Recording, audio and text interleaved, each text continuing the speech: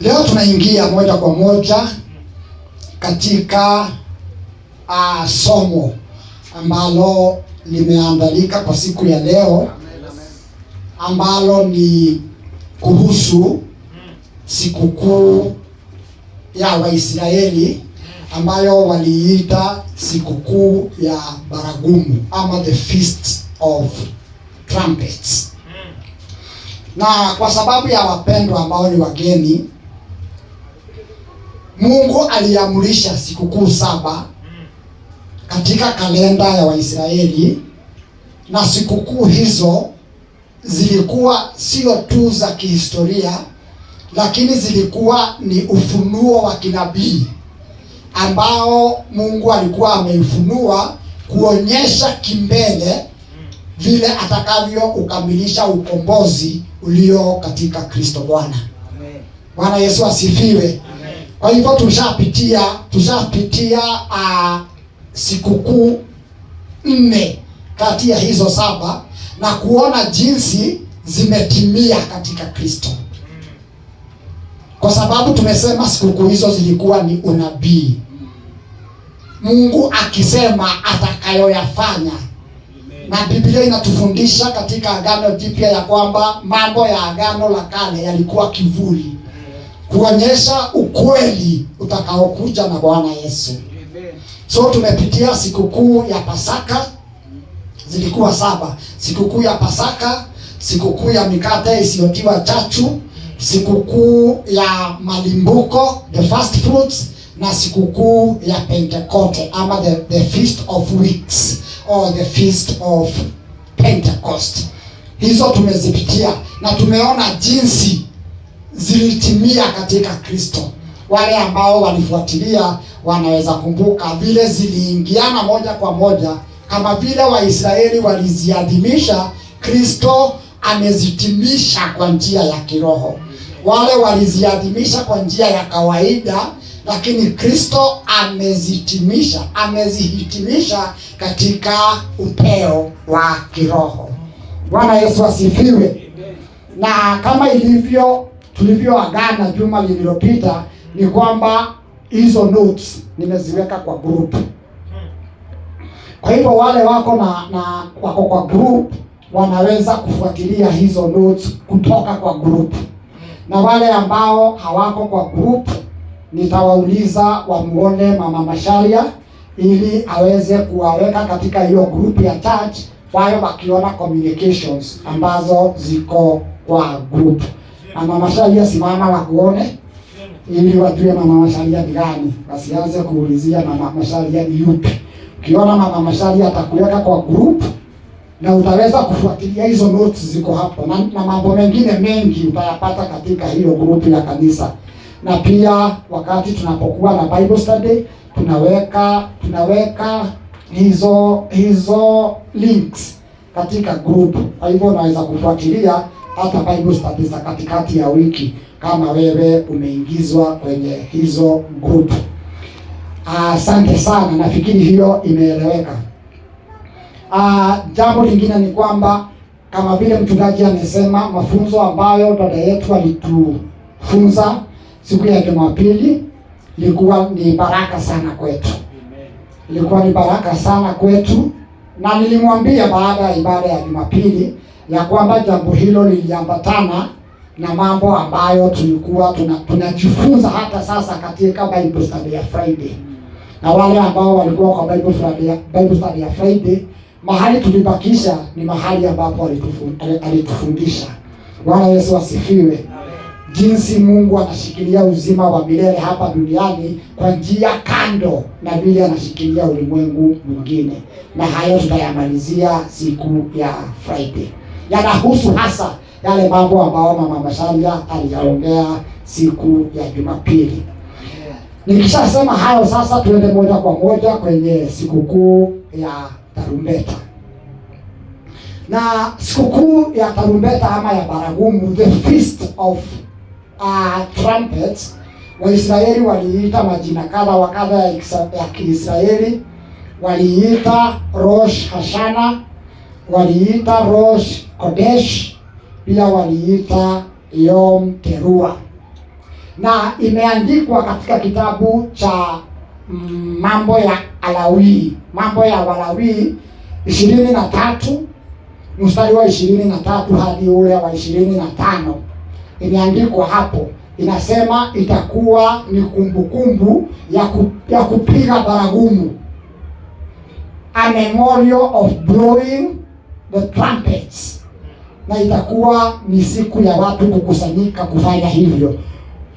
Yaani Israeli kote, in the whole country of Israel, waliamukia kupiga tarumbeta.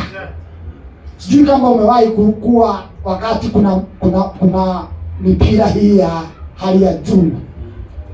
Wale ambao ni mashabiki wa mipira, Baba Derwa na mchungaji Isaya wanajua hayo mambo.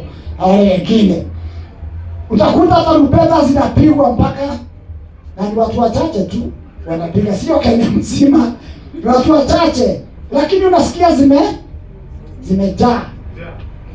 Ama wakati kumetokea tukio la muhimu kama ushindi wa rais. Kumbuka wakati Rais Ruto alishinda, kulikuwa na sherehe Kenya mzima, watu walishangilia sana. Sijui ni nini kilienda mrama. Bwana Yesu asifiwe sana. So unaweza kuimagine taifa nzima limeamuka kupiga tarumbeta. Hakuna kazi ingine, ni siku ya kupiga tarumbeta na kushangilia. Iliwekwa siku ya kupiga tarumbeta na kushangilia. Walawi 23:23-25, Numbers, hiyo ni Hesabu 29:1. It's a day of blowing the trumpets. Bwana asifiwe. Numbers 10:10 nasema blow the trumpets in gladness. Bwana asifiwe. Walipiga tarumbeta wakitoa sadaka zao, na kupiga tarumbeta na kutoa sadaka ilikuwa ni siku ya kukumbuka maagano yao na Mungu, na kumkumbusha Mungu maagano yao na taifa hilo. Sitaki tusome sana maandiko kwa sababu nimesema yako tayari, yako kwa mtandao, yako kwa group ya kanisa, na nimeandika pale. Mtu akitaka tafsiri ya Kiswahili aniambie, pia nitamtumia hiyo tafsiri ya Kiswahili. So hii sikukuu ya tarumbeta ilisherehekewa siku 10 kabla ile sikukuu ya atonement. Ilisherehekewa siku 10 kabla siku ya upatanisho. Siku ya atonement ni siku ya upatanisho, na siku ya atonement ilikuwa ndio ile siku ambayo ni takatifu sana, ama ni sikukuu kubwa kuliko zote katika taifa la Israeli. Siku the day of atonement waliita Yom Kippur. Lakini hii sikukuu ya tarumbeta ilifanyika siku 10 kabla ya siku ya atonement. So ilikuwa pia ni ya kuandaa watu kwa sababu ya siku ya atonement. Na wakati sikukuu hii ilifanyika siku 10 kabla ya atonement, waliziita ni sikukuu 10 za kuogopa. Ni siku 10 katikati ya trumpets na atonement. Kulikuwa na siku 10 ambazo waliziita ni siku za kuogofya, ama ni siku za kuogopa, kwa sababu Waisraeli kuna mambo waliamini kuhusu kipindi hicho. Waliamini na ni ukweli, kulingana na ukweli wa Biblia, ya kwamba siku hiyo wataondolewa dhambi zao zote. Na waliamini pia ni katika kipindi hiki Mungu ataamua ni nani ataishi mwaka huo mwingine, ni nani ataishi the next year, kwa sababu sikukuu hii ilifanyika siku ya kwanza ya mwezi wa 7. Tutakuja kuona hayo, lakini waliamini ni katika kipindi hiki Mungu ataamua ni nani watakufa na ni nani wataendelea kuishi huo mwaka ujao. So ulikuwa ni wakati wa kujihoji, kuangalia maisha yako iko namna gani. Ulikuwa ni wakati wa kutengeneza uhusiano wako na Mungu kwa taifa lote. Kulikuwa na kipindi kiliitwa kipindi cha kuogofya, na tutakuja kuona katika uhitimisho wa sikukuu hii itakapotimia kwa kupigwa tarumbeta ya Bwana, kile ambacho kitafuatia ni kwamba kutakuwa na wakati wa kuogofya kwenye taifa la Israeli. In the fulfillment of this feast, wakati tarumbeta ya Bwana itapigwa, na kwa sababu sikukuu hii inatimizwa katika unyakuzi wa kanisa, kile ambacho kitafuata ni siku za hofu kubwa katika taifa la Israeli. Hayo tutakuja kuyaona. Bwana asifiwe.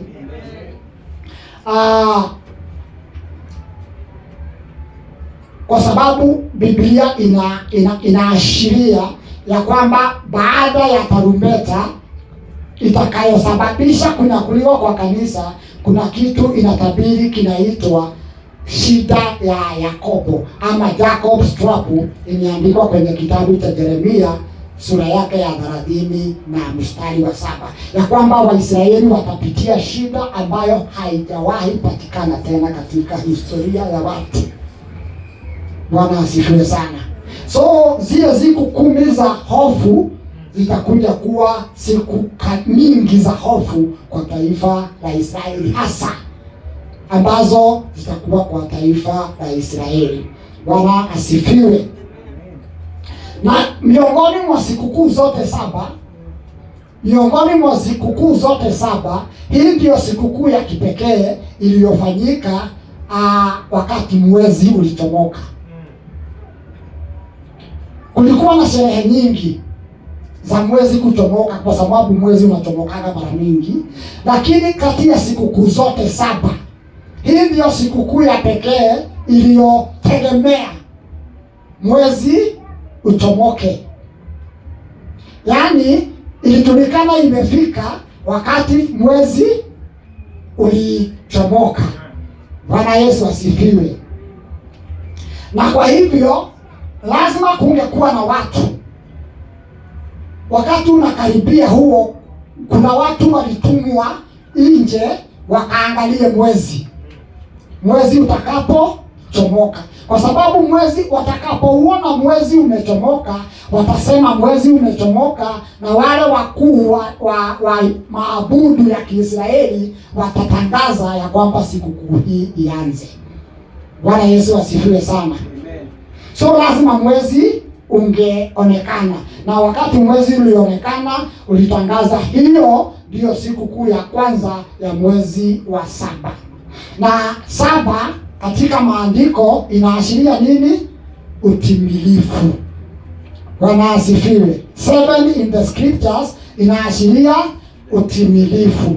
Tunasema hivyo kwa sababu ile kalenda ya Israeli tulishasema haikuwa kama yetu inategemea jua, yao ilitegemea mwezi. The Hebrew calendar was lunar, inategemea mwezi. Kalenda yetu hii ya Kirumi inategemea jua. Hiyo ndio tofauti ya kalenda yetu na ile yao. Kwa hivyo mwezi wao uliashiriwa na kuonekana kwa mwezi. So 7 inamaanisha utimilifu ama the fullness of time. Bwana Yesu asifiwe. Amen. Sijui kama naenda haraka sana, hapana. Nafikiri tunaandamana. So kwa sababu ilitegemea kuonekana kwa mwezi, haikuwekwa kwa kalenda. You cannot mark kwa kalenda itafanyika siku hii, kwa sababu haijulikani mwezi utatokea siku gani. Bwana asifiwe. Na kwa sababu haikujulikana itatokea siku gani, sikukuu hii ilikuja kujulikana na Waebrania ama Wayahudi sikukuu ya siku ambayo haijulikani, ama sikukuu ya siku na saa isiyojulikana. Wanajua kutakuwa na sikukuu, lakini haijulikani ni siku gani wala ni saa gani. Bwana Yesu asifiwe. Wangapi wanakumbuka maneno ya Bwana Yesu alipoongea kuhusu kurudi kwake? Alisema hiyo siku na saa hakuna aijuae. Alikuwa anaelekeza mafikra ya Wayahudi kwa sikukuu ya tarumbeta. Bwana Yesu asifiwe. Kwa sababu hiyo ndio sikukuu peke yake katika kalenda yao ambayo ilikuwa hakuna mtu anajua siku wala saa yake. Ndio kwa maana Bwana Yesu akasema kuhusu kuja kwangu ni siku ambayo hakuna ajuae. Hakuna ajuae, wala malaika wa mbinguni hawajui, wala Bwana yeye mwenyewe hajui. Ajuae peke yake ni Baba. It is the feast of the unknown day and hour. And the feast of trumpets we are speaking about, katika utimilisho wake hakuna ajuae siku wala saa. Bwana asifiwe sana. Amen. Hakuna ajuae siku wala saa. So kwa sababu hakuna ajuae siku wala saa, inamaanisha tuangalie, kesheni. Anasema Bwana, kesheni, angalieni, kwa sababu hamjui. Najua kama tungejua tungegojea mpaka wakati huo ukaribie. Bwana asifiwe, ndio tuanze kujiandaa. Lakini kwa sababu haijulikani, tunatakiwa tukae tumejiandaa, tukae tukiwa makini. Watch and pray, kwa sababu you don't know. Yesu alisema angalieni, kaeni mkesheni, kwa sababu hamjui. Hii sikukuu ilitakikana watu wawe watchful, watu wawe ready, na watu watazamie. Kama ungejua itakuja lini, hautatazamia kabla. Si ndio? Hawezi kupata mtu anatazamia sikukuu ya Madaraka mwezi wa pili. Si ndio? Kwa sababu anatoa itakuja Juni. Si ndio? So kwa sababu hatujui siku wala saa, inaweza kuwa ni kesho, tunatakikana tuwe tayari. Be ready, watch, be ready and tutarajie. Bwana Yesu asifiwe. Watch therefore, for you know not the hour your Lord shall come. That is Matthew 24 and 42. 25 and 13, watch therefore, for you know neither the day nor the hour where the Son of Man shall come. Thessalonians 5:6, therefore let us not sleep. Tusilale kama vile dunia inalala. Bwana asifiwe. Lakini let us watch and be sober. Kwa sababu hatujui. Hiyo ndio njia moja ambapo kuja kwake Bwana Yesu katika tarumbeta ya kunyakua kanisa kunatimiza sikukuu ya tarumbeta ama ya barugumu. Na ili mwezi uonekane, lazima kuwe na watu watakao uona, ama sivyo? Lazima watoke kwa nyumba, waende nje wakaangalie mwezi ukitoka. Na kwa makusudi hayo kulitumwa watu wawili. Wale ambao wanaklik haraka watakumbuka tuliongea kuhusu watu wawili katika sikukuu hiyo nyingine, sivyo? Tuliongea kuhusu watu wawili. Na katika sikukuu hii pia kulitumwa watu wawili kwenda kuangalia mwezi. Bwana Yesu asifiwe. Kama vile tuna makundi mawili ama watu wawili, Wayahudi na watu wa mataifa walioamini, ambao wanatazamia kurudi kwa Bwana Yesu. They are watching. Anaposema watch, anaongea kuhusu watu wake Wayahudi na watu wa mataifa kwa jumla. Kwa hivyo kuna watu wawili ambao wako nje wanatazama siku ya tarumbeta itakapofika. Hawajui ni lini, lakini wanaitazama. Bwana Yesu asifiwe. Ili watakapouona mwezi watasema siku imefika. Bwana Yesu asifiwe. So watu hao wawili wanaashiria waumini wa Wayahudi na waumini wa mataifa. Na ni kwa nini wawe ni wawili? Ni kwa nini wawe si mmoja? Wawe ni wawili. Ni kwa sababu katika sheria ya Wayahudi ushuhuda wa mtu mmoja haukubaliki. The witness of one person haikubaliki, lakini ushuhuda wa watu wawili ama zaidi unakubalika.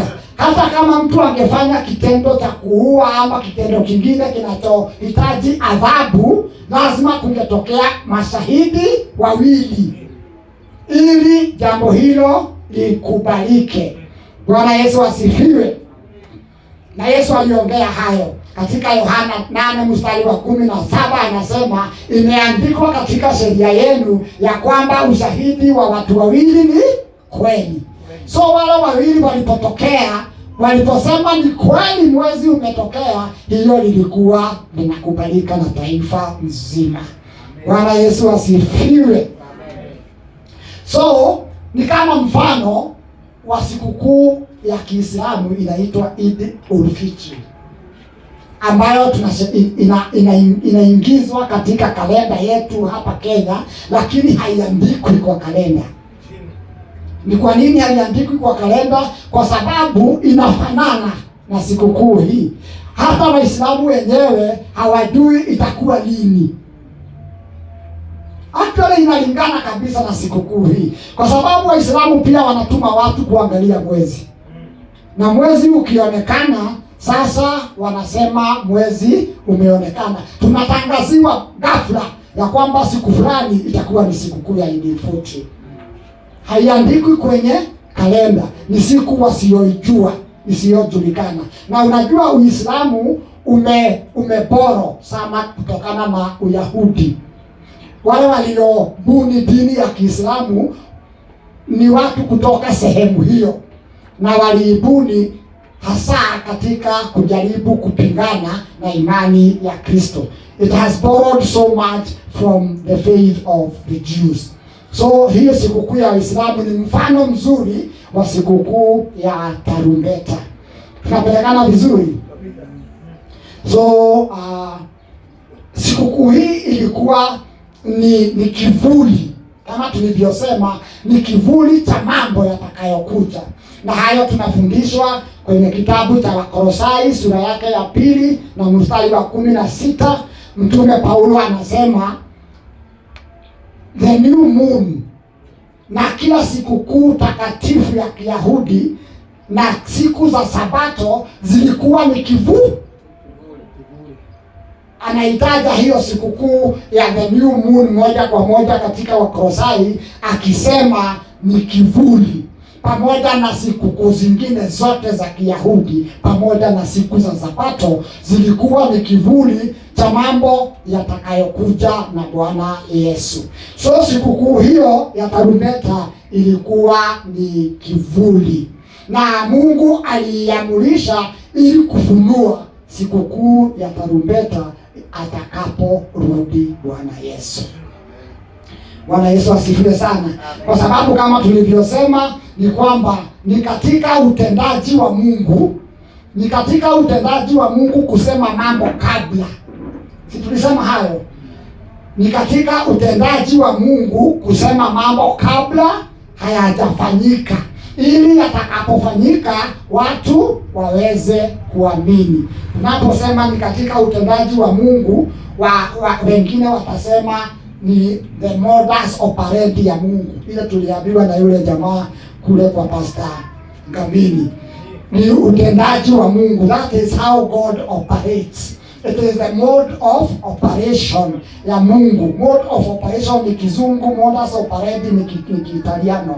So ukitaka kusema kwa Kizungu utasema the mode of operation. Hivi ndivyo Mungu anavyofanya kazi. Anasema mambo yatakayokuja kabla yaje, ili yatakapokuja tuweze kuamini. Kwa mfano, wakati tulisoma kuhusu zile sikukuu 4 za mwanzo ambazo zilitimia katika kuja kwa kwanza kwa Bwana Yesu, sisi sote tulistaajabu vile hayo mambo yanaingiana.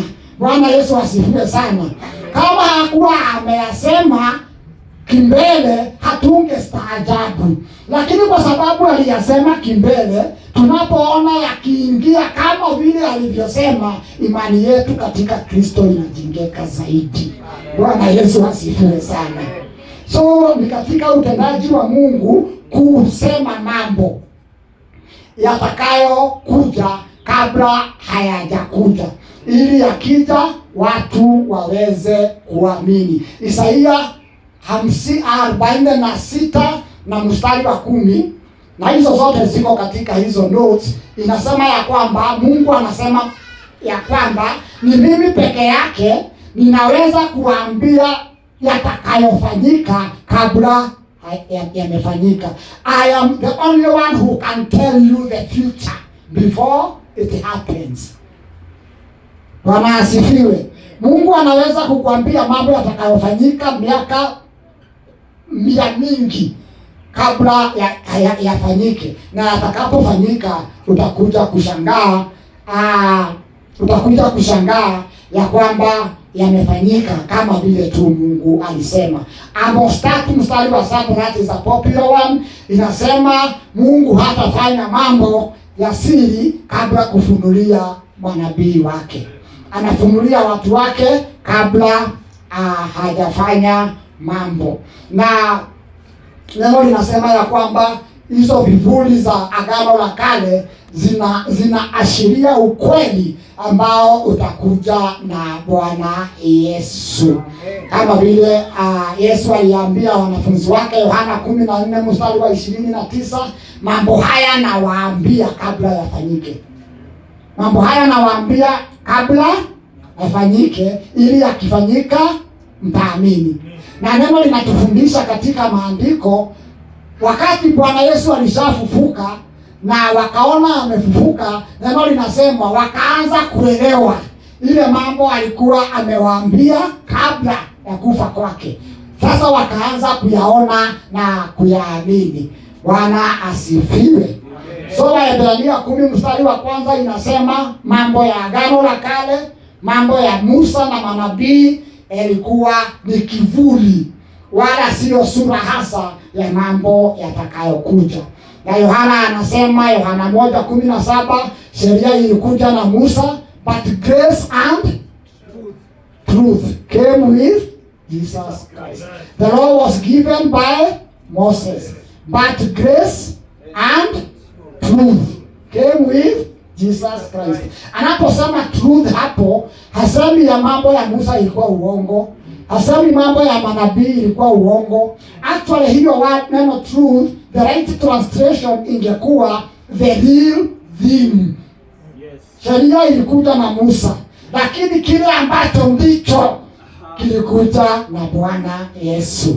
Bwana Yesu asifiwe sana. So hizo sherehe za Waisraeli kama tulivyosema zilikuwa a prophetic revelation, kuonyesha kalenda ya ukombozi. Tuliwahi kusema waliziita Demoadim ama appointed times, ni nyakati zilizowekwa na Mungu. Sio tu kwa Waisraeli, lakini ni nyakati zilizowekwa na Mungu kufunua ukamilifu wa ukombozi ulio katika Bwana Yesu. Na ukombozi huo ulio katika Bwana Yesu tunausoma katika maandiko ya Agano Jipya kwa namna nyingi, lakini Warumi 3 mstari wa 24 inasema kabisa ya kwamba tumehesabiwa haki kwa neema ya Mungu kupitia kwa ukombozi ulio katika Kristo Yesu. So tumesema mfuatilio wa sikukuu hizo ulikuwa ni mfuatilio wa kuonyesha jinsi Mungu atakamilisha matukio ambayo kupitia kwake Mungu ataukamilisha ukombozi ulio katika Kristo Yesu. Kumbuka Wayahudi walikombolewa. Ni wangapi wanajua Wayahudi walikombolewa? How many knows that Israel was redeemed? Bwana asifiwe.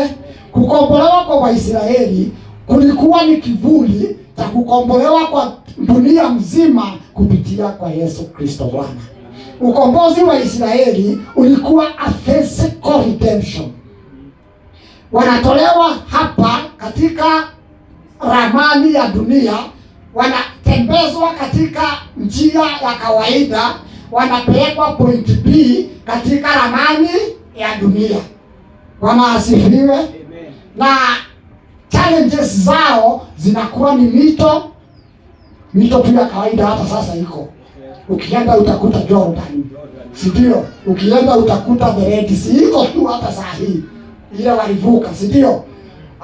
Okay, unakuta kuta za Jericho, okay, zilianguka na kutolewa laana mtu asijenge. Lakini mambo hayo yote ni mambo ya kawaida. Ukombozi wao ulikuwa ni ukombozi wa kawaida, kama kivuli cha ukombozi wa kiroho utakaokuja na Bwana Yesu. Bwana Yesu asifiwe sana.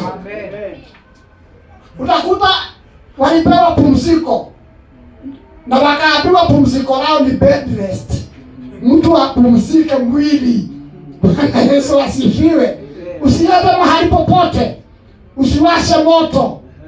Kama huwezi kuwasha moto, inamaanisha mama masaji hata huwezi kuvua nguo. Hiyo unapenda kuvua nguo. Bwana asifiwe sana. You are commanded to rest. Lakini anapotembea hapa duniani Bwana Yesu alikuta Wayahudi ambao wana rest. Akawaambia, njooni kwangu ninyi ambao mmetoka na kubeba mizigo mizito, na nitawapumzisha. Bwana Yesu asifiwe. Itapokuwa walikaa wana rest. Na imagine ukipata mtu ame rest na unamwambia vile amechoka na amebeba mizigo mizito, kwa sababu rest yao ilikuwa katika upeo wa mwili, lakini mzigo wa dhambi uliwalemea. Bwana asifiwe. Na mzigo wa dhambi hauondoki. Sioshwi dhambi zangu ila kwa damu ya Yesu. Mzigo wa dhambi hauondoki ila kwa damu ya Bwana Yesu. Njooni kwangu ninyi mliochoka na kubeba mizigo mizito, nami nitakupumzisha. Jifunzeni kwangu na mtapata raha katika mioyo yenu. You will find rest of your souls. It was a shadow of the rest that we have in Christ Jesus. Even the day of trumpets in Israel was a shadow for that day we are looking forward to, when the trumpet of the Lord shall sound and the dead in Christ shall rise. Asante sana mchungaji. Nafikiri ulikuwa umejiandaa kwa sababu ya mambo haya. Kwa sababu hizo nyimbo tuliimba, tumeimba nyimbo za kuashiria siku hiyo. Sio kama ulikuwa umepanga ama zimeingia tu. Bwana Yesu asifiwe. When the roll is called up yonder. Bwana asifiwe. When the saints go marching in. Bwana asifiwe. And when the redeemed are gathering in. Mambo hayo yametuandaa kwa ajili ya siku hiyo ambayo tunaigojea. Bwana Yesu asifiwe. So tumeona Pasaka. Injili ya Kristo, imani ya Kristo imejengwa katika kufa, kuzikwa na kufufuka kwa Bwana Yesu. Pasaka inatuambia mauti ya Bwana Yesu kama mwana kondoo wa Mungu. Bwana Yesu asifiwe sana. Siku ya mikate isiyotiwa chachu inaongea kuhusu kuzikwa kwa Bwana Yesu na kuondolewa na kushindwa kwa dhambi. Siku ya malimbuko inaongea kuhusu kufufuka kwa Bwana Yesu. Bwana Yesu asifiwe sana.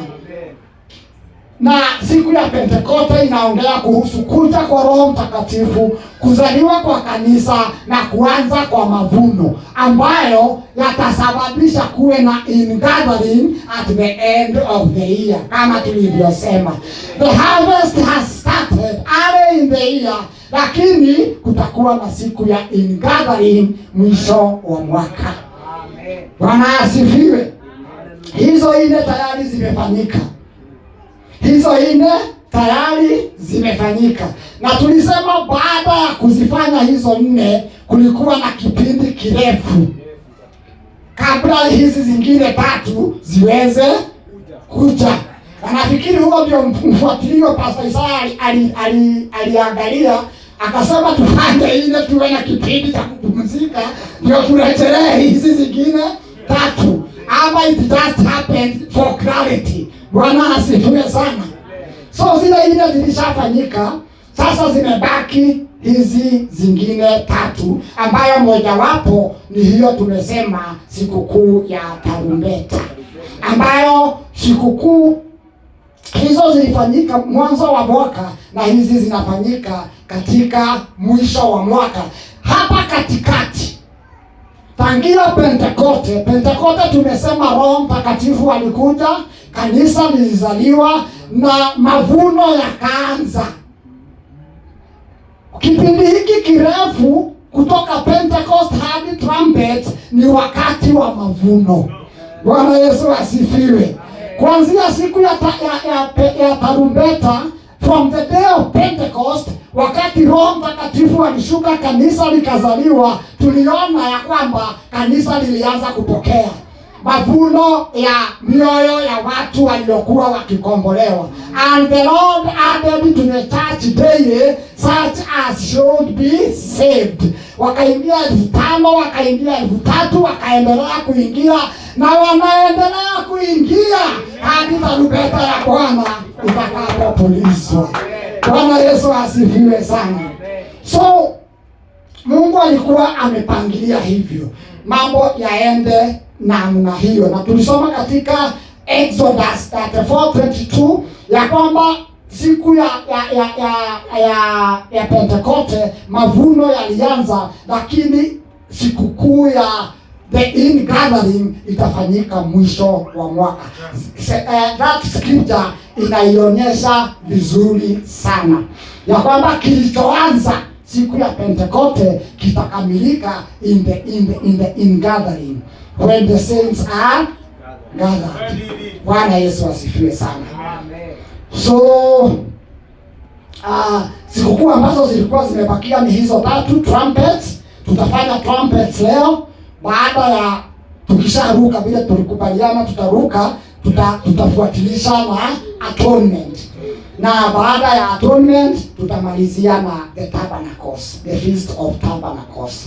Amen. Na kwa sababu tumeona ya kwamba zile 4 zilitimia kikamilifu kama vile zilipangwa, sababu hiyo ya kwamba tumeshawishika ya kwamba zilifanyika exactly vile zilitabiriwa, tuna uhakika ya kwamba hizi zimebaki pia zitatimia kikamilifu kama vile zinaashiriwa katika zile sikukuu. Bwana asifiwe. Sasa tuna ushahidi ya kwamba hizi 4 zilifanyika exactly vile zilitabiriwa, na kwa hivyo tuna uhakika zile 3 zimebaki zitafanyika exactly vile zilitabiriwa. Bwana Yesu asifiwe sana.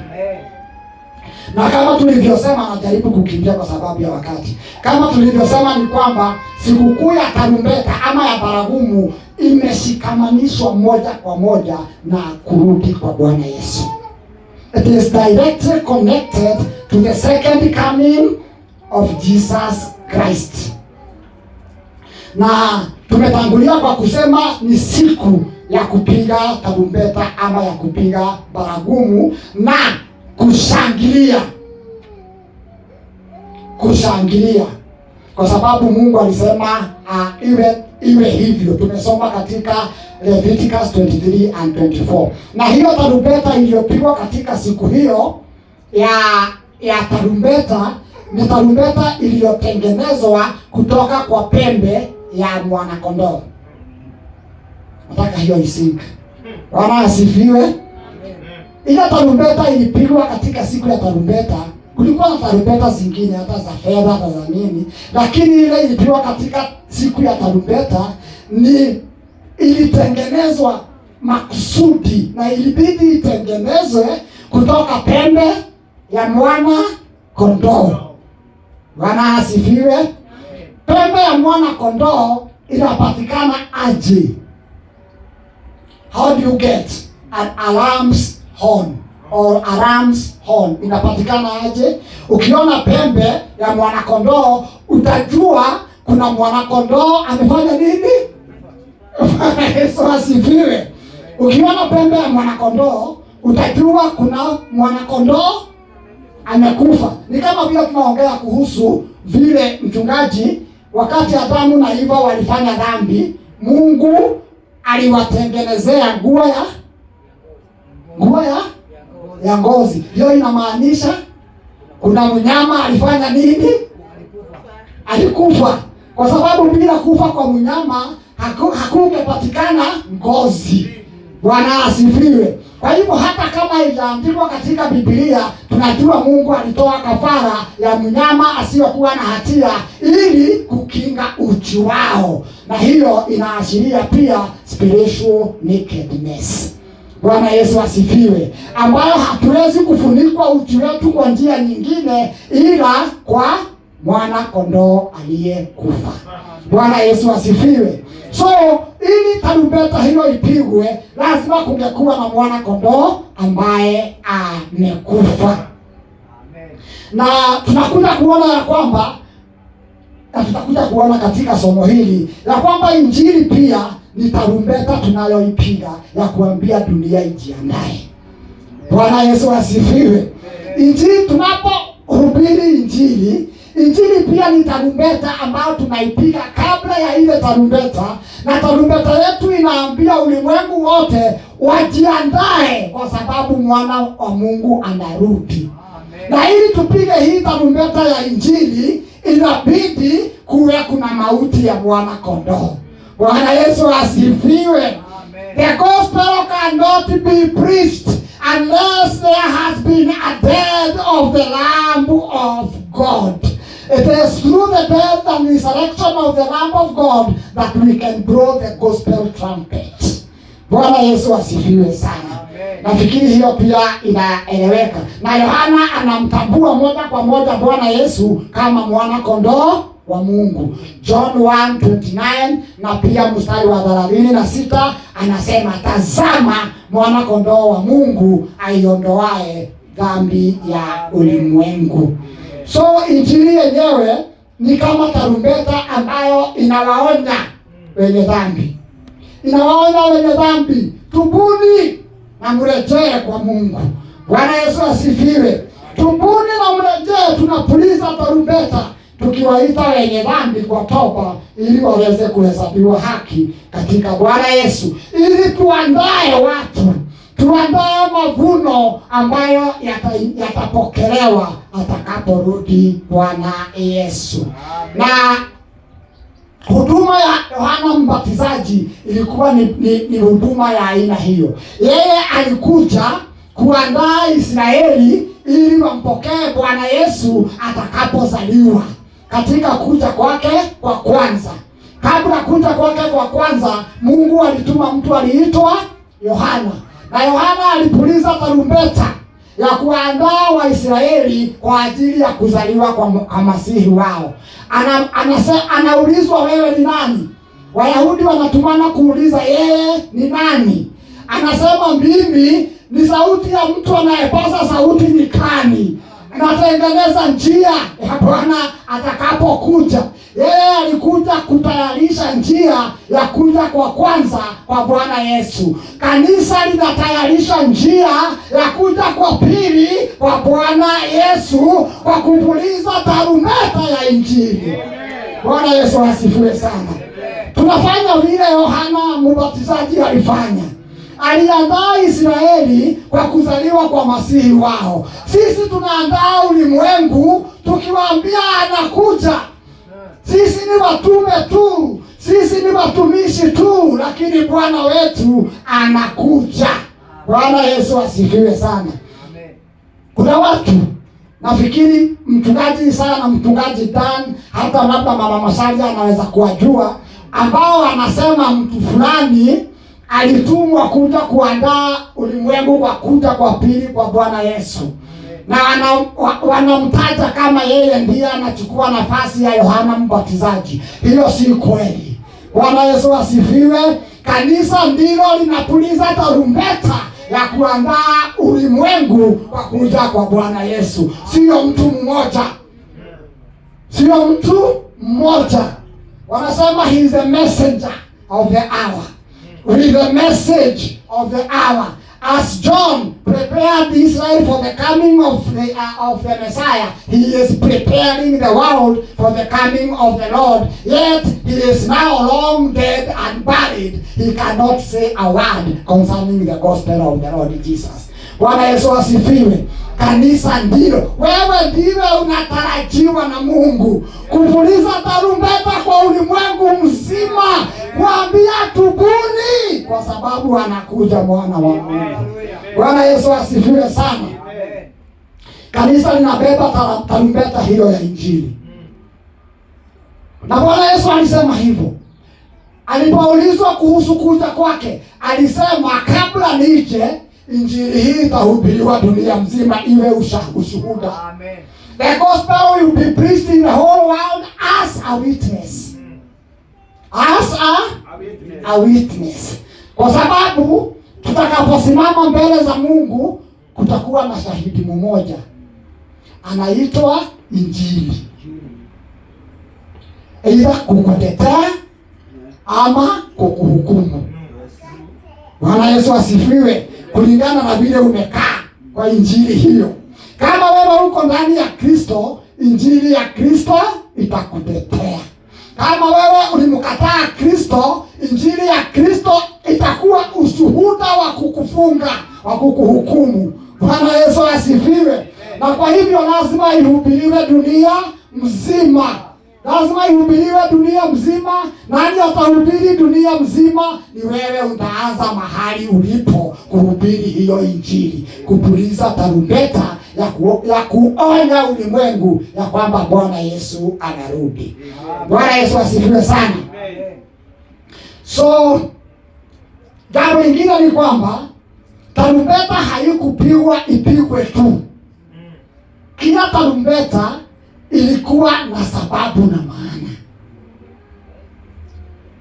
Kuna vile ilipigwa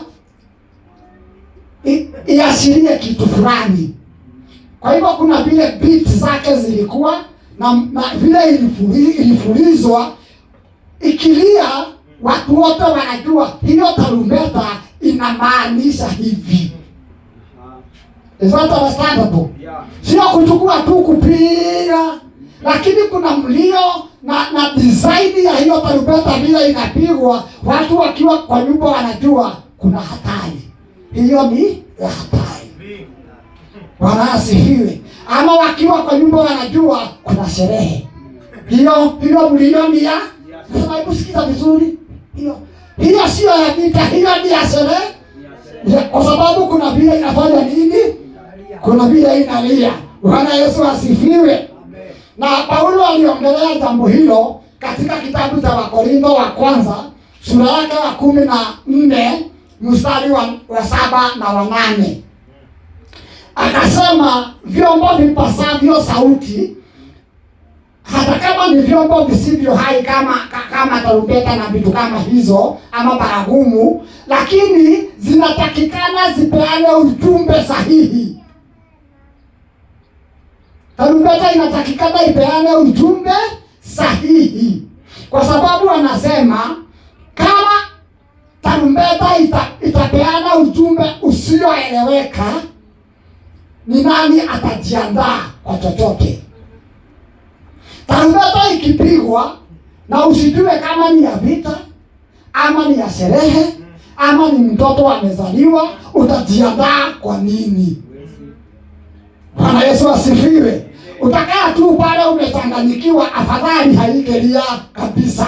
Kwa sababu sasa imekutia hofu, hujui ni nini kinaendelea. Kwa sababu hiyo Paulo anasema lazima tarumbeta itoe uhakika wa kile ambacho inamaanisha. Bwana Yesu asifiwe sana. Amen.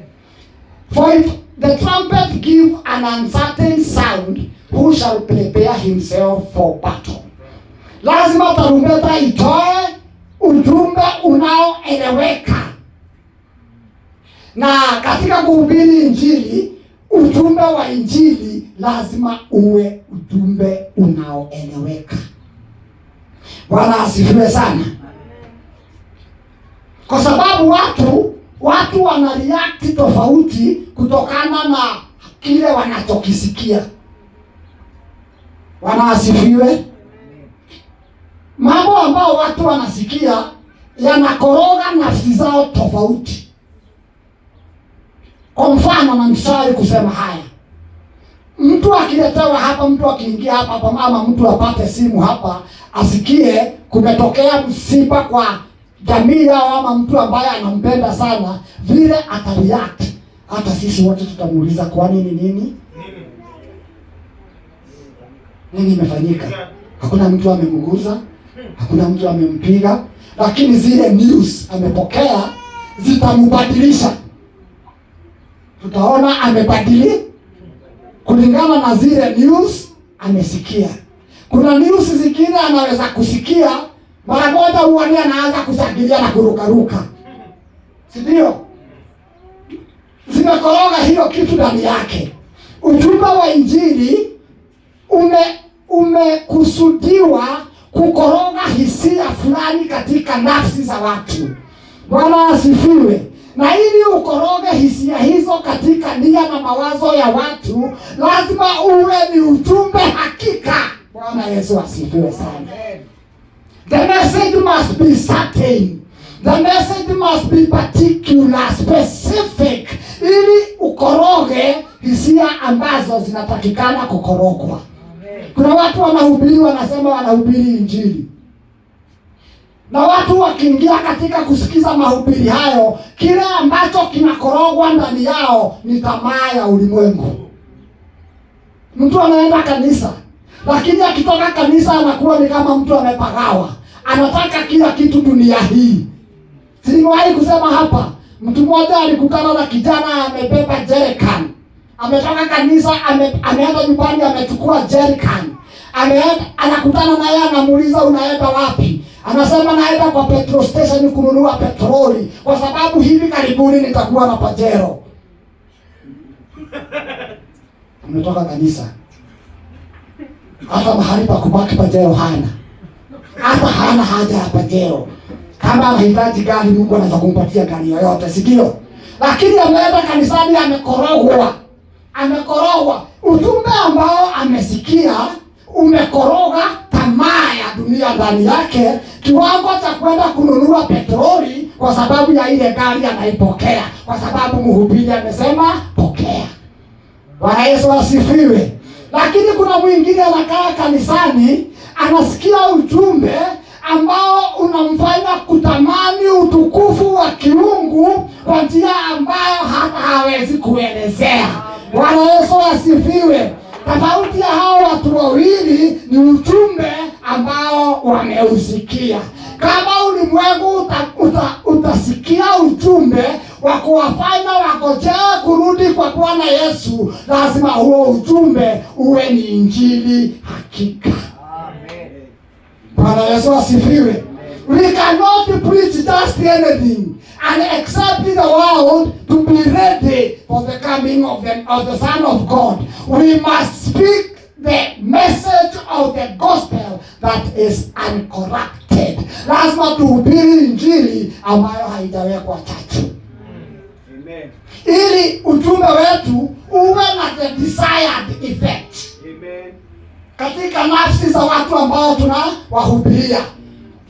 Watukie dhambi, watamani haki ya Mungu, watamani kuishi katika njia ya msalaba wa Bwana Yesu. Wangojee tumaini letu ambalo tunaligojea la utukufu wa Mungu. Jambo hilo linategemea uhakika wa ujumbe ambao tunahubiri.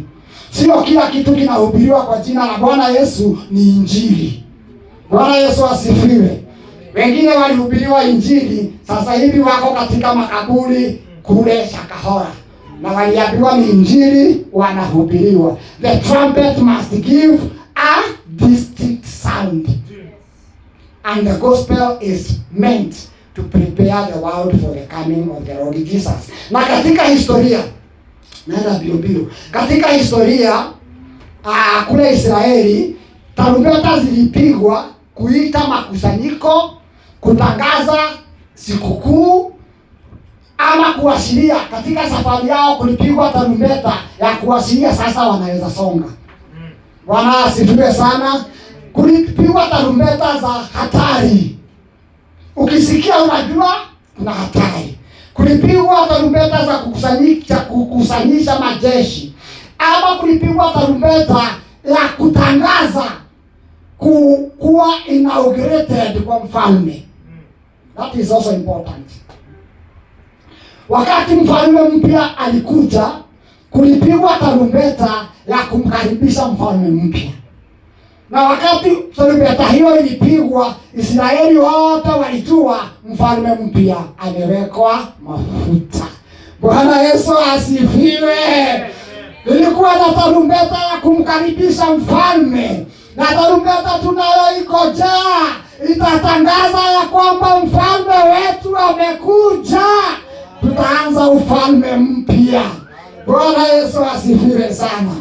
Tarumbeta ilitangaza, kama pale katika mlima Sinai ilitangaza uwepo wa Mungu, ya kwamba Mungu ameshuka. Na tarumbeta tunayoingojea inasema Mungu wetu ameshuka. Bwana Yesu asifiwe sana. So Mungu alimwamuru Musa kutengeneza tarumbeta. Numbers 2:10. Pia utakuta ya kwamba katika Ezekieli Mungu alisema tarumbeta ipigwe katika nchi ili kuwaonya watu.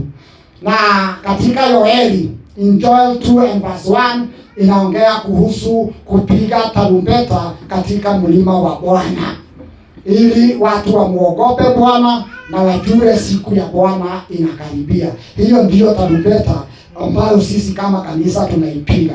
Watu wamuogope Bwana na wajue ya kwamba siku ya Bwana inakuja. Haleluya. Nafikiri tumeenda marathon, lakini sitaki kuacha mtu yeyote. Baba Tego asalimiwe. Bwana Yesu asifiwe. Utakuta ya kwamba siku hii ilikuwa ndio siku ya kwanza ya mwezi wa 7. Na kulingana na matukio ya mwisho wa dunia, ile Pastor Isaiah na Pastor Dan wataita eschatology, matokeo ya mwisho wa dunia, ni vizuri kuona ya kwamba sikukuu ya tarumbeta ndio ya kwanza. Tunapoongea kuhusu kurudi kwa Bwana Yesu, tunaongea kuhusu sikukuu 3: ya tarumbeta, ya atonement na ya tabernacles. Na katika msururu huo, siku ya tarumbeta ndio ya kwanza. Inafanyika tarehe 1 mwezi wa 7. What I'm saying, the feast of the trumpets is the first, not the last of the 3 end time events. Unajua, katika mawazo ya watu wengi wanaamini tarumbeta ndio itakuwa kitu cha mwisho kupigwa. Ni kweli kuna tarumbeta zingine zitapigwa, lakini hii ya Feast of Trumpets inatokea kabla ya sikukuu ya upatanisho na sikukuu ya Tabernacles. It is the first, not the last of the 3 end time events. Yeye inaingia. Okay, ni kwa nini? Ni kwa sababu inapotokea inaacha room katika mwezi wa 7. Inaacha room katika huu mwezi wa 7 kufanyike sikukuu ya atonement na kufanyike sikukuu ya Tabernacles in the same month. Kwa sababu tumesema mwezi wa 7 ni utimilifu wa mambo. Bwana Yesu asifiwe sana.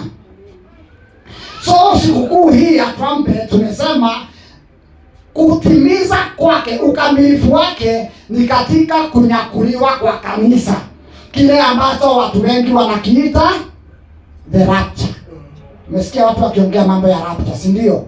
Sikukuu ya tarumbeta inaashiria siku ya kunyakuliwa. Biblia haitumii neno rapture, inatumia neno catching away, ama kunyakuliwa kwa kanisa. Lakini vile walifika hapo, walitafsiri kutoka zile lugha za kitambo ambazo zingine zilitumia neno linalolingana na rapture. Lakini sasa hautasoma neno rapture kwa Biblia, utasoma the catching away of the saints. Bwana Yesu asifiwe sana. So ni nini kitafanyika wakati tarumbeta hiyo itakapopigwa? Ni kanisa litanyakuliwa. Ni kanisa litanyakuliwa, na baada ya kanisa kunyakuliwa, huo sio mwisho. Bwana asifiwe. Kanisa kunyakuliwa sio mwisho wa mambo yote. Kanisa litakaponyakuliwa, kanisa litakaponyakuliwa, jambo hilo litakamilisha kile ambacho Bwana Yesu alikiita nyakati za mataifa. Nyakati za mataifa. Luka 21 mstari wa 24, Yesu aliongea kuhusu nyakati za mataifa. That is Luke 21 and verse 24. He talks about the times of the Gentiles. Na Paulo naye pia katika Warumi 11 na mstari wa 23 anaongea kuhusu utimilifu wa mataifa. The fullness of the Gentiles. Kuna nyakati Mungu alitenga hasa za kushughulikia mataifa. Bwana Yesu asifiwe. Wakati Wayahudi walikataa Injili, Paulo aliwaambia, mmejihesabu wenyewe ya kwamba hamstahili uzima wa milele, tunawageukia mataifa. Kuna nyakati Mungu alitenga hasa kushughulikia mataifa, na hiyo ni muhimu pia ieleweke. So wakati tarumbeta itakapopulizwa na kanisa kunyakuliwa, italeta hitimisho nyakati za mataifa. It will close the times of the Gentiles. Na atakapofunga nyakati za mataifa, kile kitafanyika ni kwamba kufungwa kwa nyakati za mataifa kutasukuma saa ya Waisraeli ili waingie katika lile juma la 70 ambalo lilitabiriwa na nabii Danieli. Najua wengi wetu hatujui mambo hayo, lakini ili nieleze tu kwa kifupi ni kwamba Danieli aliongea kuhusu majuma 70, 70 weeks ambazo zimeamuliwa kwa Waisraeli. Waisraeli. Majuma 70 weeks ambazo zimeamuliwa kwa Waisraeli. Na 69 weeks za hizo, majuma 69 ya hizo zilitimia wakati Wayahudi walimkataa Bwana Yesu. 69 weeks zao zilitimia wakati walimkataa Bwana Yesu. Tangia hapo Mungu akasimamisha saa. Kuna kitu kinaitwa stopwatch. Sio? Kama umepewa muda na umekuwa interrupted, saa yako inafinywa, ndio itaanza hapo. Ukimaliza mambo hayo mengine yakiisha, itaanza hapo. So wakati Wayahudi walimkataa Bwana Yesu, nyakati za mataifa zikaanza, Mungu akaweka pause, saa ya Waisraeli. Bwana asifiwe.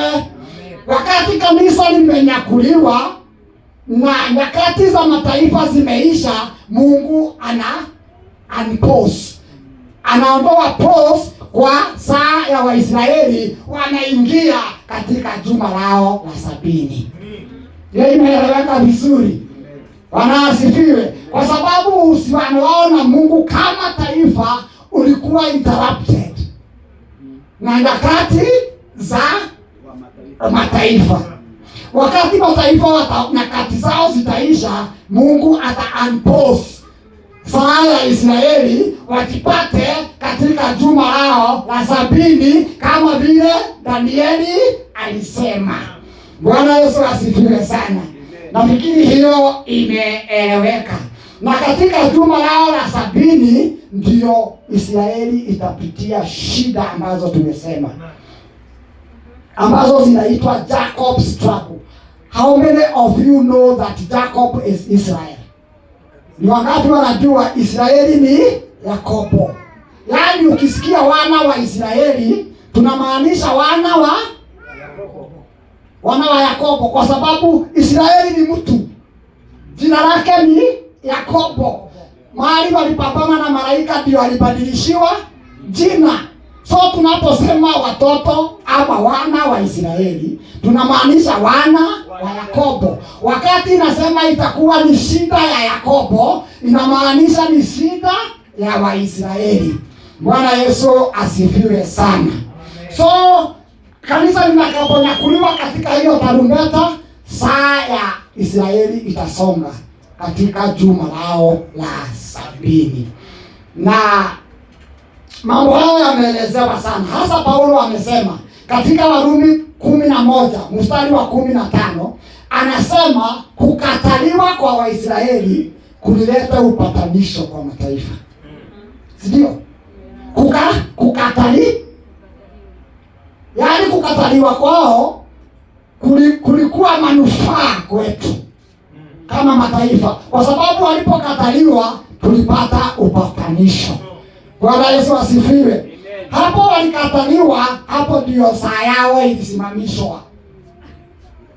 Na neno linasema kama kukataliwa kwao kumetuletea neema hiyo kama mataifa, kama kukataliwa kwao kumetuletea mema haya yote, je, kukubaliwa kwao kutaashiria nini? Kutaashiria kufufuliwa kwa waliokufa. Inamaanisha kukubaliwa kwao kutaashiria mwisho wa mambo yote. Bwana Yesu asifiwe sana. Na hiyo Paulo anaisema moja kwa moja. So Mungu anaonyesha katika maandiko ya kwamba aliwatenga. Hakuwatenga milele. Hata hiyo Warumi 11 inasema hawakutengwa milele, kwa sababu Mungu ako na maagano na mababa zao, na hiyo agano Mungu hawezi kuiharibu, agano yake na Ibrahimu. Bwana Yesu asifiwe.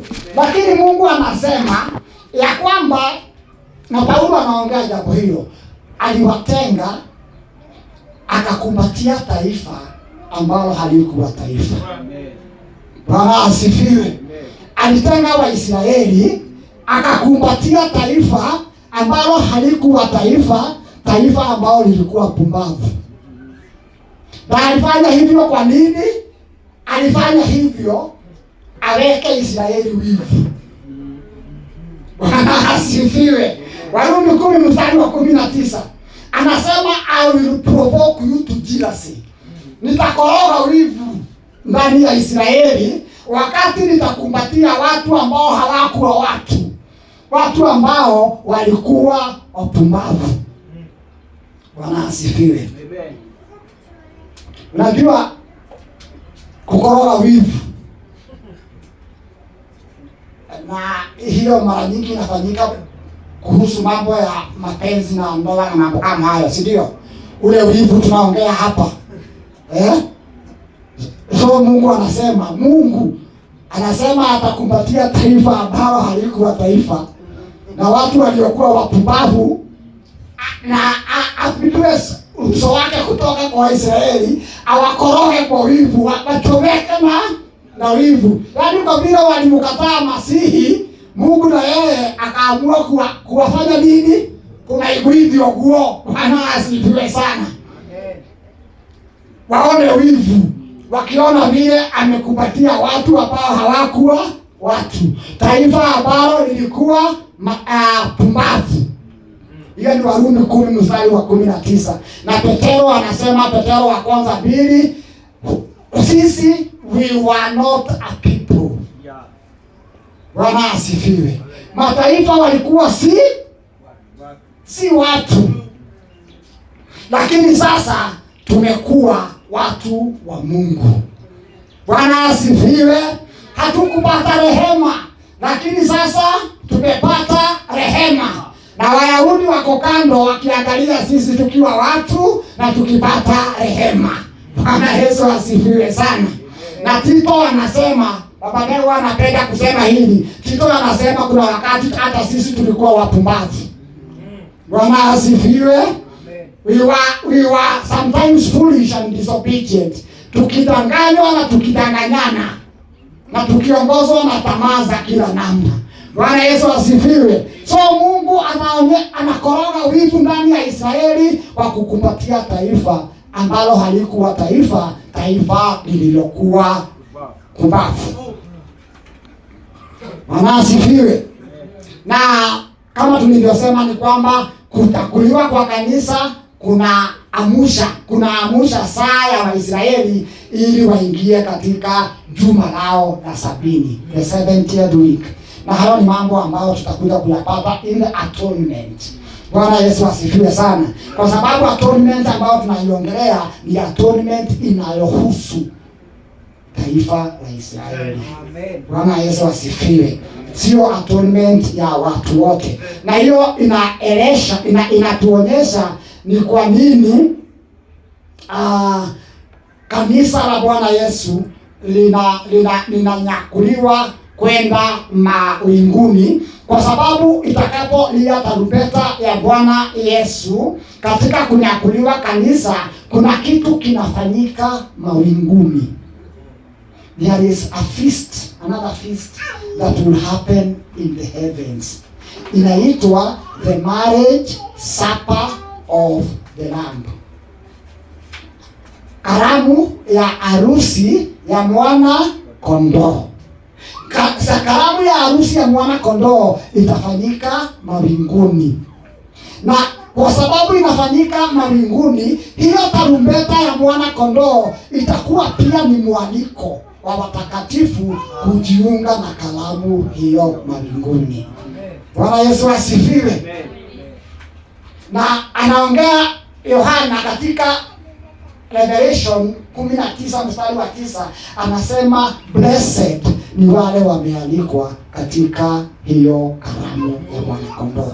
Itakapopigwa hiyo tarumbeta, itakuwa ni kuwaita watakatifu wa nyakati zote za kanisa ili kwa sababu kanisa ndio bwana harusi wa mwana kondoo.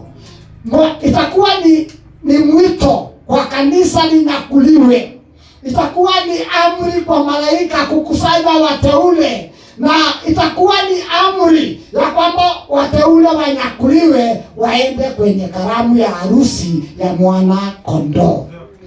The trumpet will also be inviting the saints, both dead and alive, to the marriage supper of the Lamb. Ndio kwa maana Paulo anasema ya kwamba itakapolia hiyo tarumbeta, waliokufa katika Kristo watafufuliwa. Na sisi tuliobakia, ama wale watakuwa wamebakia, watabadilika. Na wote kwa pamoja watanyakuliwa ili waende wakamlaki Bwana mawinguni. Kulaki ni kama mtu ako jiani anakuja. Mtu akishakuja huwezi kumlaki. You cannot make him comfortable. Lakini nikisema naenda kulaki, naenda kuchukua mtu ambaye ako njiani. Atakaposhuka Bwana Yesu, kabla ya kufika hapa duniani, kanisa litaenda kumlaki. Hiyo ni kumaanisha atakaposhuka hapa duniani, atashuka pamoja na kanisa. Bwana Yesu asifiwe sana. So the trumpet will be a divine declaration na Mungu ya kwamba waliokufa katika Kristo wafufuke, waliobaki wabadilishwe, na pamoja wanyakuliwe waletwe kwenye karamu ya harusi ya mwana kondoo. Bwana Yesu asifiwe sana. Sitaki kuingia sana kwa hao kwa sababu sasa zimeisha, nataka nione kama tunaweza kumaliza. So hiyo tutaongea hapa, najua Waithira anaikumbuka sana, hata nimeona imemguza mara moja, kwa sababu tuliongea kuhusu harusi ya mwana kondoo, tukaifananisha na harusi za kitamaduni ya Kiyahudi na kitamaduni ya Waafrika. Vile bwana harusi alitoa mahali na akakamilisha kila kitu. Bwana Yesu asifiwe. Lakini hakumbeba mrembo wake, alimwacha mrembo wake kwa wazazi wake. Lakini tangia wakati huo, yeye na mrembo wake na wazazi wake walijua anytime anaweza kumchukua kwa sababu ni wake. Bwana Yesu asifiwe. So sisi tumemaliziwa mambo yote.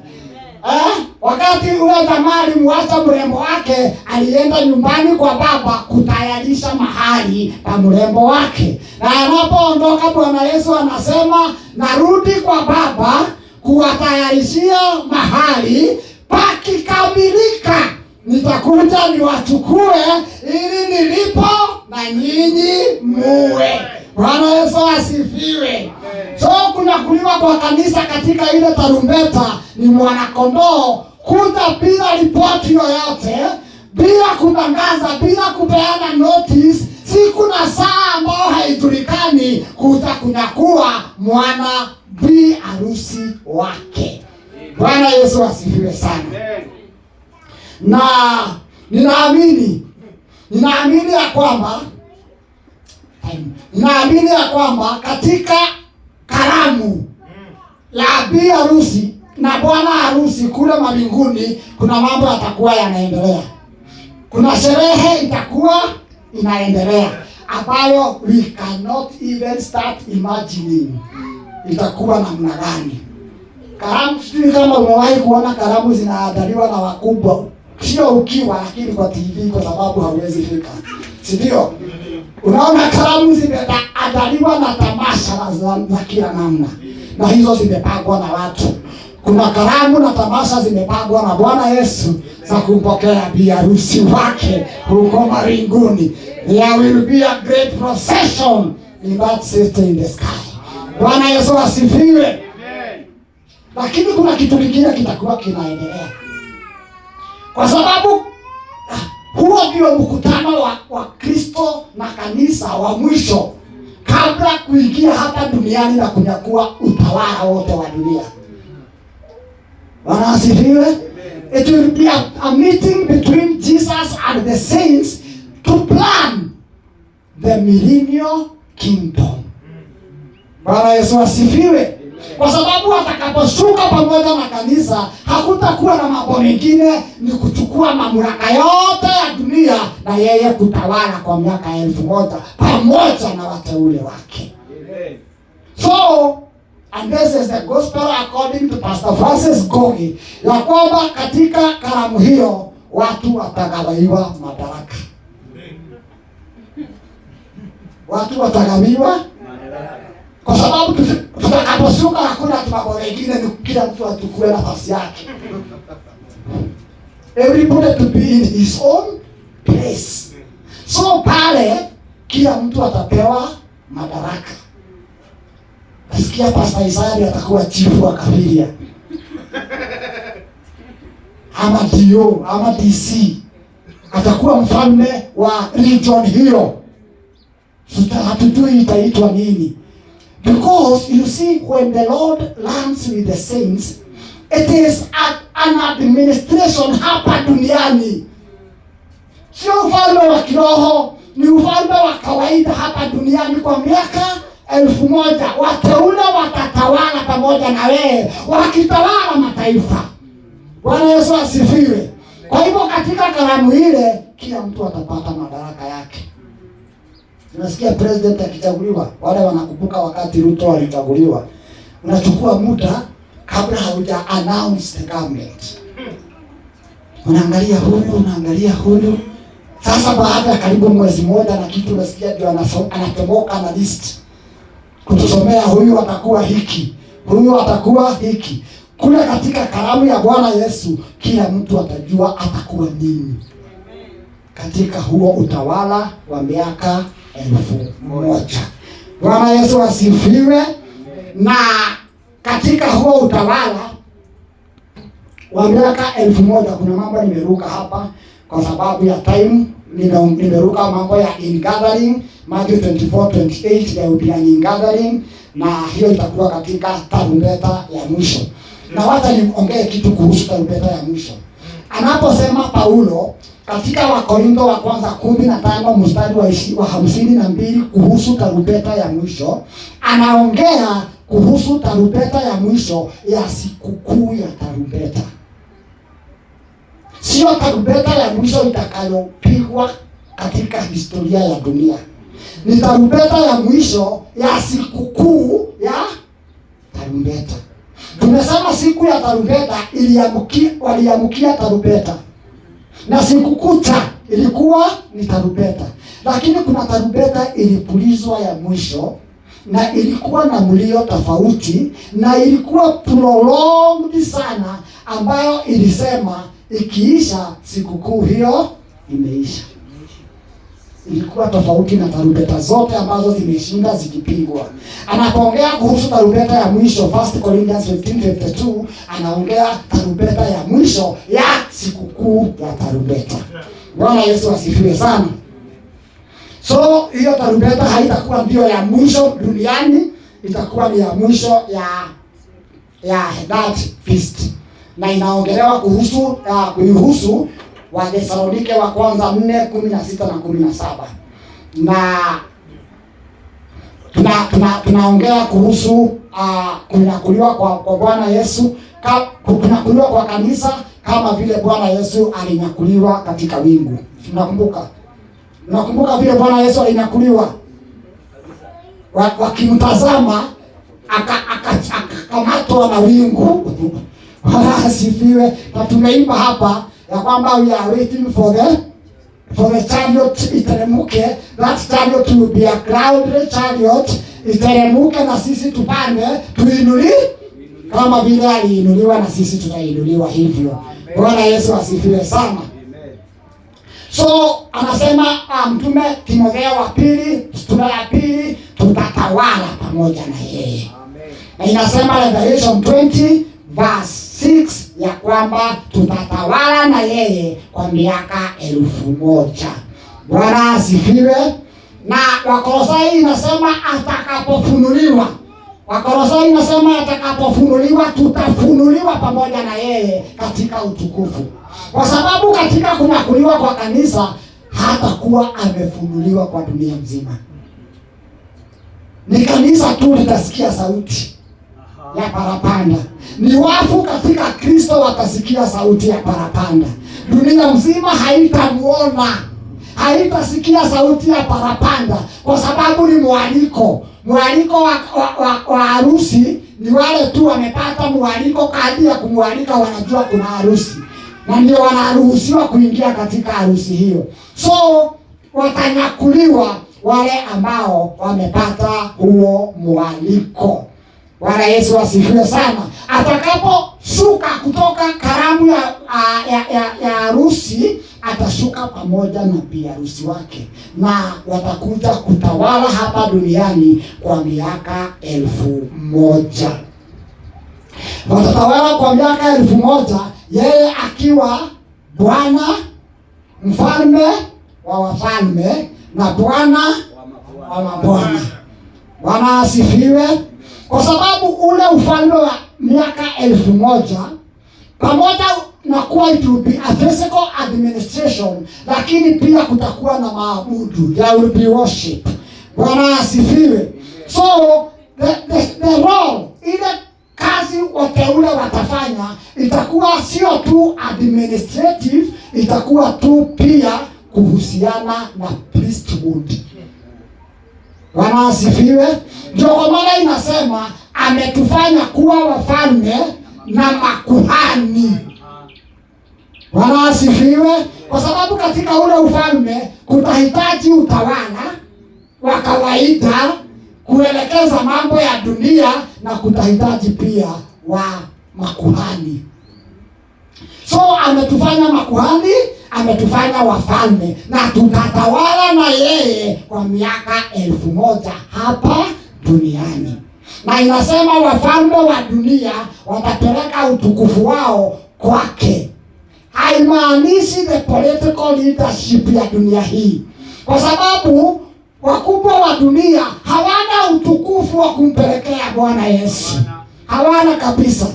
Hawana kabisa. Ni wale wafalme tumesema wewe utakuwa mfalme hapo na wewe utakuwa mfalme hapo. Wewe utakuwa bwana hapo na utakuwa bwana hapo. Wewe utakuwa kuhani hapo na wewe utakuwa kuhani hapo. Hao ndio watapeleka utukufu wao kwa mfalme wa wafalme na bwana wa mabwana na kuhani mkuu katika nyumba ya Baba. Bwana Yesu asifiwe sana. Huo ndio utawala wa miaka 1000. Ninafikiri hata bila kuendelea, acha nione kama kuna kitu sijataja ambacho kinahitaji kutajwa. So linabaki kwetu ya kwamba hiyo tarumbeta na kuja kwa Bwana Yesu ndicho kitu tunakitazamia sana kuliko it is our blessed hope. Ndio blessed hope yetu kuja kwa Bwana Yesu. Petero anasema hata tunaharakisha. Bwana himiza siku ya kuja. Hivyo ndivyo Petero anasema, Petero wa 2:3 mstari wa 12, tunahimiza siku hiyo ije. Anaambia Tito, tunaangalia tumaini letu hilo lililobarikiwa. Bwana Yesu asifiwe. Anaambia Wakorintho tunangojea kuja kwa Bwana Yesu. Na anaambia Wathesalonike mambo hayo yasemeni mkifarijiana mtu na mwingine. Hayo ni mambo ya kufariji nafsi zetu, kwa sababu atakaposhuka hatutaogopa kama ulimwengu. Bwana Yesu asifiwe. Itakuwa ni siku yetu ya faraja. Amen. Bwana asifiwe sana. So naona ni kama hakuna kitu kingine lazima niseme. Kabla niongeze tu kwa kumalizia ya kwamba walipopuliza hizi tarumbeta iliwakumbusha kilichotokea katika mlima Sinai. Wakati tarumbeta ililia na Mungu akashuka. Bwana asifiwe. Kwa hivyo Waisraeli waliamini anytime in the Feast of Trumpets Mungu anaweza kuwatokezea tena kama vile alitokea katika mlima Sinai. Nasi tunajua ya kwamba anytime katika Feast of Trumpets bila shaka Mungu wetu atashuka. Bwana Yesu asifiwe sana. Na hiyo ndio kwa maana wakati mwingine tunapoingia kwenye Feast of Trumpets unakuta kuna anxiety. Watu wanaanza kwa hata wastia, nakumbuka kulikuwa kitu kama hiyo. Watu walikuwa wanasema during the feast Bwana Yesu atarudi. Ni kweli atarudi wakati wa sikukuu hiyo, lakini hakuna ajuaye mwaka, wakati ama saa. Bwana Yesu asifiwe. So nafikiri I think hakuna kitu ambacho nimeacha muhimu. Kama kuna kitu tutakuja kukiongelea baadaye. Nafikiri mchungaji utaruhusu wakati mwingine tupate nafasi ya maswali, kwa sababu sasa muda hauturuhusu. Labda tunaweza kutenga nafasi hata kama ni ile ya asubuhi, kuliko tuwe na ile somo la asubuhi, tuwe na wakati wa kuulizana maswali kama itawezekana. Lakini kwa sasa ujumbe wa tarumbeta ni kwamba watch and be ready. Kesheni na muwe tayari. Msilale kama ulimwengu, muamke, kwa sababu hamjui saa wala siku wala saa atakaposhuka, na mambo ambayo tunatarajia atakapokuja. You do not want to miss that. Bwana Yesu asifiwe. You do not want to miss that. When the trumpet of the Lord shall sound, and time shall be no more, when the saved of all shall gather over on the other shore, Bwana asifiwe, and the roll is called up yonder, I want to be there. Bwana asifiwe sana. Bwana wabariki sana. Glory to God in the highest. Karibu sana mchungaji.